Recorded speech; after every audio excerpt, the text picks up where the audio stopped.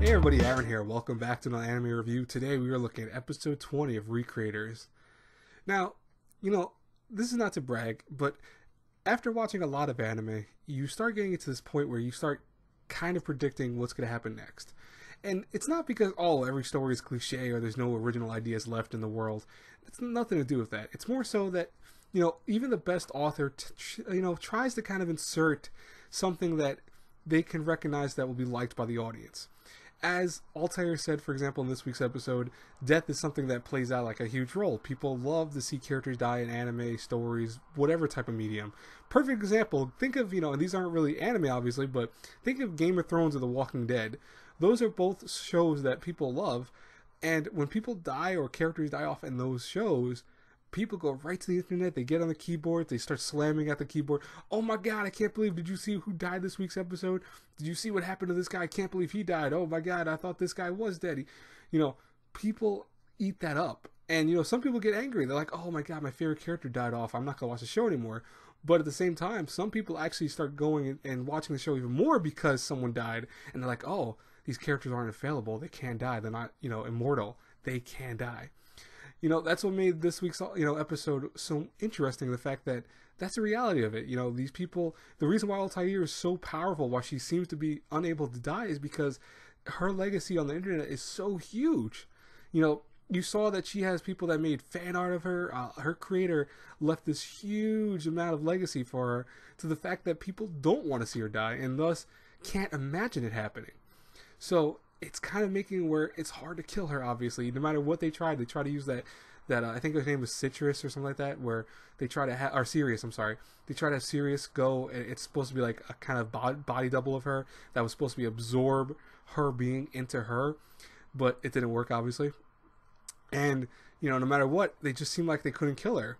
That's why the ending of this week's episode was so great, because they actually had, Sota, who I actually, by the way, I no bullshit, guys and girls, I had forgotten his name. I had to actually do multiple takes of this just because I couldn't remember his name, but I finally remembered it, and I was so happy about that. It was like an accomplishment, because he's sometimes so irrelevant in the show. But Sota, mimicked the one girl that with the teeth, the really creepy shark teeth. When a lie is strong enough, a lie becomes powerful enough. It actually has form. And so this is why when he made his character, he didn't make his character off of some just weird random bullshit. He made her based off of the creator of Altair, aka Shimazaki. So that is so believable. I think that I really was blown away by that, because I didn't see that coming. I thought, maybe he's going to make this ultimate powerful character that's going to be able to fight back and be like some kind of ultimate warrior or whatever. No, it was essentially a real being. They made a real being come back to life via, which is really creepy, the train area that she died at. So it's the station platform where she died. I was like, wow, that's really disturbing, but at the same time, really cool. So also, for the people that I've been noticing, a lot of people this week's episode said, oh my god, all these characters are dying off. Remember, guys and girls, for characters that die off in Recreators, they disappear completely. They get de-digitalized and go back to whatever world they came from. Or, well, we presume they go back to whatever world they came from. But those characters, like, for example, Yuya is still around. Same with the other guy who's, Yuya's friend. They're still around. They're passed out currently and look like they took lots of swords.